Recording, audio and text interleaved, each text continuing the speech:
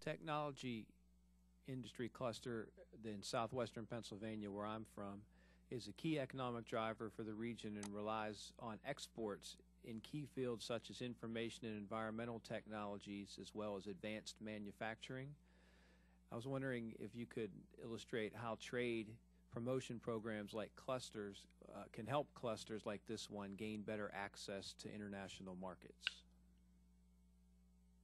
Sure, Mr. Altmire, thank you for the question. And I would just observe real quickly a review shows that in Pennsylvania there are about 2,750 tech firms who are exporting today. 2,250 of those are smaller firms, so it's a very vibrant part of the economy there. And I think that the notion of innovation clusters, both for the development of the companies, but also development of awareness of that cluster globally, has been a strategy and tactic that has worked.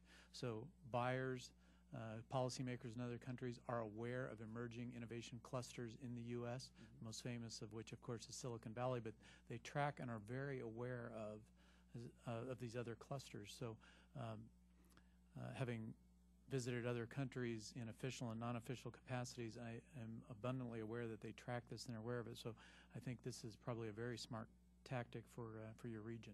Great. Thank you. Thank you. Dr. Huffbauer, small firms compete in a global market where some foreign companies' exports are subsidized, as you and the chairwoman were discussing earlier.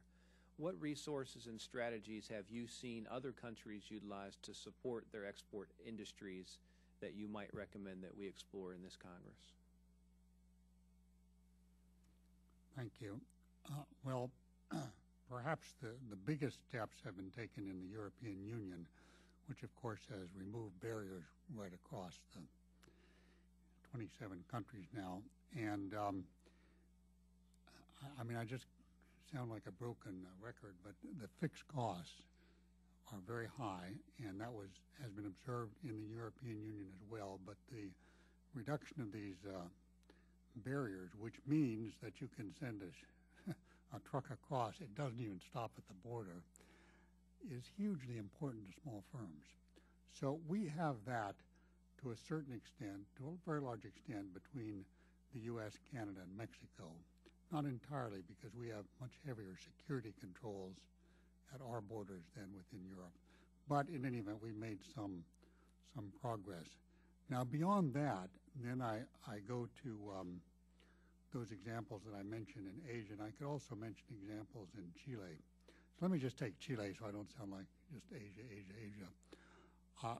When the free trade agreement with the United States was passed,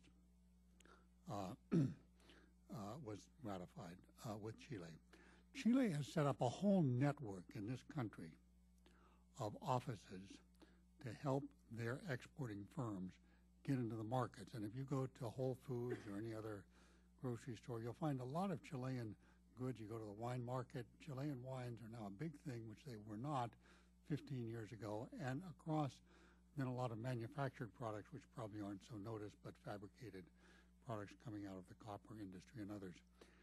So that's this whole network of offices, which is very much more extensive for a country of Chile's size than the U.S. network is abroad, whether you talk Asia, Europe, or whatever. And they help their firms. Now, Taiwan does the same. Taiwan is terrific for small business, high-tech firms and helping them along. So it comes back to that assistance point, which we've already discussed. Thank you. Thank you. Very quickly, Mr. Greenblatt, you talked about Panama and the project they have with expanding the canal. What are some of the other industries, if you can go into a little more detail, that would benefit American industries that, specific to Panama, could look forward to increased access with that trade agreement? Caterpillar, they make bulldozers. They need a lot of bulldozers when you expand the Panama Canal. All kinds of trucks and vehicles need to be made, machinery to help make the canal. I mean, there's a company in Iowa called Vermeer. They make construction equipment. So I think there are many, many companies out there that could help make we made it the first time. We might as well help make it the second time. And if we don't do it this time, if we're not in that market, which of our competitors are going to see it? The EU is going to eat our lunch. Yeah. And why give it to them? We should have it. Thank you.